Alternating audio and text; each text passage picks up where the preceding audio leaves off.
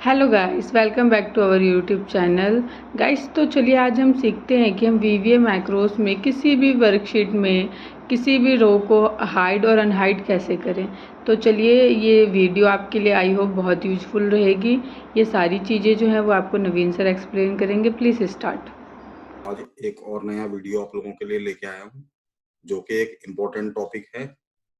और ये जो टॉपिक है इसको मैं आपको एक एग्जांपल की सहायता से समझाऊंगा। जो लोग रिपोर्टिंग में काम कर रहे हैं और इस टॉपिक को नहीं जानते हैं, उन लोगों के लिए ये वाला टॉपिक बहुत ज्यादा यूजफुल होने वाला है। तो गाइस देखिए, इसको एक एग्जांपल के तौर पे हम करके देखते हैं। जैसे सपोज कीजिए कि जैसे हम किसी रिपोर्टिंग में काम कर रहे होते हैं, तो कई बार क्या होता है कि हमें अपनी रिपोर्ट्स को बना के हम लोग भेजते तो हैं। तो रिपोर्ट के अंदर हमारे पास क्या होता है, जैसे सपोज कि यहाँ पर ये जो मेरे पास दो शीटें हैं, एक के ऊपर रिपोर्ट लिखा है, एक के ऊपर रॉ डेटा। मैं इसको हाईलाइट कर देता हूँ। अब जैसे ये जो रॉ डेटा वाली शीट है, कई बार क्या होता है कि हम लोग रॉ डेटा को शो नहीं करते हैं अपने मैनेजमेंट के साथ, और जो मैनेजमेंट है उसको सिर्फ रिपोर्ट भेजते हैं, और इस डेटा को हम लोग हाइड करके भेजते हैं। अब हाइड करने के लिए क्या है, या तो आप इसके ऊपर राइट क्लिक करके इसको सीधा हाइड कर देते हैं और ये रिपोर्ट आप उसको भेजते हैं। लेकिन इस केस के अंदर जो लोग थोड़ा बहुत एक्सेल जानते हैं वो लोग इसको अनहाइड करके देख सकते हैं। और कई बार क्या होता है कि हमारे जो फॉर्मूलाज होते हैं वो इस रॉ डेटा में लगे होते हैं। तो अगर बाई चांस किसी ने अगर फॉर्मूला के अंदर कोई छेड़खानी कर दी, तो सारी रिपोर्ट बिगड़ जाती है। तो उस केस के अंदर ये जो रॉ डेटा को ओपन करने वाला जो सिनेरियो है, ये थोड़ा सा खतरनाक हो सकता है।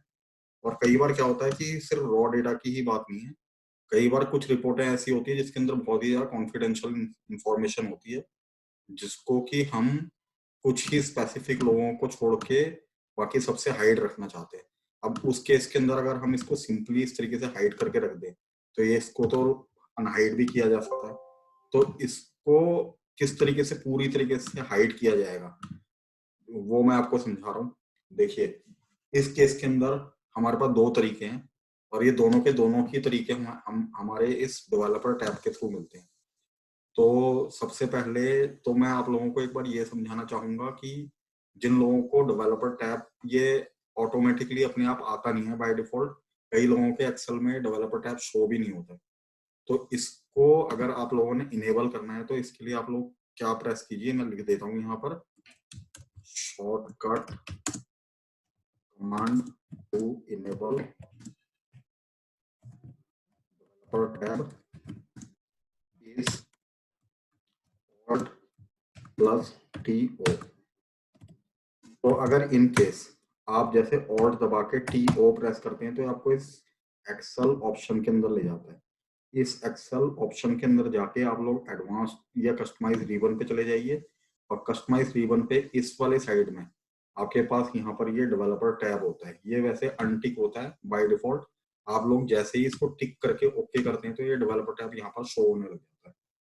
अब जैसे ये डेवलपर टैब यहाँ पर शो होता है, तो यहाँ पर आप लोग क्या कर सकते हैं, दो तरीके हो सकते हैं इसके अंदर। मैं आपको दोनों की तरीके बता रहा हूँ। तरीका नंबर एक क्या है कि इसके ऊपर हम लोग ना इवेंट के ऊपर खेल सकते हैं। वो इवेंट किस तरीके का होता है, जैसे आप विजुअल बेसिक के अंदर जाइए, और जो भी आपकी ये वर्कबुक है, दिस वर्कबुक के ऊपर डबल क्लिक कर लीजिए। और यहाँ पर जैसे आपने डबल क्लिक किया, यहाँ पर आके आप वर्कबुक के ऊपर क्लिक कर लीजिए, तो यहाँ से आपके ये ओपन इवेंट स्टार्ट हो जाती है। अब जैसे ही ये इवेंट ओपन काम करना स्टार्ट करेगा, तो इसके अंदर आप लोग कोड क्या लिखिए कि शीट्स, जिस भी शीट को आपने हाइड करना है। जैसे कि इसके अंदर मैं नहीं चाहता कि ये जो रॉ डेटा वाली जो शीट है ये किसी को भी नजर आए, तो मैं बोलता हूँ sheet raw data dot visible equals to Excel very hidden. अगर आप ये लिख देते हैं, तो जैसे ही आप इस वर्कबुक को ओपन करेंगे, तो ओपन होते ही ये वर्कबुक क्या होगी, अपने आप ही हाइड हो जाएगी, और इसको कोई खोल भी नहीं सकता है। तो चलिए इसको एक बार चेक करते हैं। जैसे अभी मैंने इस वर्कबुक को सेव नहीं किया है, तो मैं इसको पहले सेव करता हूँ। और जो भी मैक्रो इनेबल्ड जो भी वर्कबुक होती है, वो हमेशा और हमेशा एक्सेल मैक्रो इनेबल्ड वर्कबुक में ही सेव होगी। अदरवाइज अगर आप इसको इसके अलावा किसी और भी फॉर्मेट में सेव करते हैं, तो फिर मैक्रो काम नहीं करेगा। तो इस चीज के लिए भी एक्स्ट्रा केयरफुल कि आपने इसको इसी एक्सटेंशन में ही सेव करना है, जो कि XLSM होता है। अब जैसे इसके अंदर मैं डाल देता हूँ हाइड शीट करके, मैंने इस वर्कबुक का नाम रख दिया, उसको मैं अपने डेस्कटॉप पे रख देता हूँ। ठीक है, अब देखिए, अब ध्यान दीजिएगा कि ये जो रॉ डेटा वाली जो शीट है ये इस टाइम पर खुली हुई है, मैंने इसको बंद कर दिया, और ये जो मेरी हाइड शीट है वो ये है। अगर इन केस जैसे ही मैं इसको ओपन करता हूँ गाइस, देखिए ओपन इवेंट पे चलते ही वो जो शीट है अपने आप ही यहाँ पर हाइड हो गई। अब अगर इन केस अगर आप इस पे राइट क्लिक करके अगर देखेंगे तो अनहाइड वाला ऑप्शन आपका ग्रेड आउट है, यानी कि ये अगर अब ओपन होगा तो ये ना कोड के थ्रू ही ओपन होगा, क्योंकि ये इवेंट पे चल रहा है। तो इसको ओपन करने के लिए जो भी बंदा इस पे काम कर रहा हो उसको शीट का नाम याद होना जरूरी है, नहीं तो वो सीधा सीधा क्या कर सकता है। अब इसको अगर मेरे को अनहाइड करना है तो अनहाइड करने के लिए मैं फिर से एक काम करूंगा, डेवलपर टैब के अंदर जाऊंगा। डेवलपर टैब में जाने के बाद अगर मुझे इसको अनहाइड करना है तो अनहाइड के लिए हमारे पास सीधा सीधा ऑप्शन क्या होता है कि मैं हमारे पास देखिए तरीका क्या है, एक तरीका आपको बता देता हूँ। आप इस रॉ डेटा वाली शीट के ऊपर ऐसे क्लिक कीजिए, इसके ऊपर F4 प्रेस कीजिएगा इस तरीके से।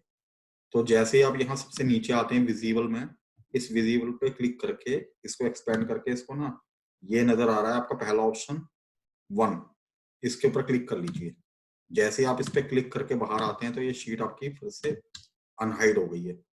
अब आप इस पे जो भी चेंजेस करना चाहते हैं कुछ भी, ये करके आप फिर दोबारा इसको जैसे सेव करके बंद करते हैं, और बंद करने के बाद जैसे अभी इसको मैंने फिर से हाइड कर दिया, मैंने क्या किया, मैंने फिर से इसको सेव कर दिया, क्योंकि ये जो शीट है ये फिर से ओपन इवेंट पे ही चल रही है।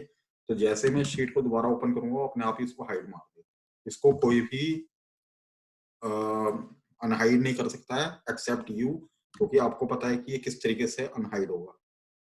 तो गाइज ये इंफॉर्मेशन बहुत ही ज्यादा इंपॉर्टेंट और बहुत ही ज्यादा यूजफुल है जिन लोगों को सिंपल हाइड, जो मतलब कि रिपोर्ट के अपनी रिपोर्ट्स में जो भी डेटा इस तरीके का है जो कॉन्फिडेंशियल है या फिर जिसको मैनेजमेंट को नहीं दिखाया जा सकता है, किसी दूसरे लोगों के को नहीं शो किया जा सकता है, इस तरीके से इसको हाइड किया जा सकता है। तो आई गेस ये जो इंफॉर्मेशन है ये आप लोगों के लिए काफी यूजफुल साबित होगी। तो ट्राई यूजिंग दिस, और आई एम होपिंग कि इस चीज से आपको लर्निंग करने में और सीखने में काफी सहायता मिली होगी। तो गाइज अगर आपको ये वीडियो पसंद आता है तो प्लीज मेरे चैनल को लाइक कीजिए, सब्सक्राइब कीजिए, और अगर इन केस आपको लगता है कि कोई भी नई चीज मुझे और आप लोगों को एक्सप्लेन करनी है तो आप प्लीज नीचे जो कमेंट बॉक्स है उसके अंदर अपने वैल्यूएबल कमेंट्स जरूर लिखिएगा, सो दैट कि मैं उनके ऊपर भी कुछ एनालिसिस करके कुछ नई वीडियो बना सकूं। Very much thank you guys, मिलते हैं दोबारा। I am thank you signing guys, off, please bye like bye. Share and subscribe.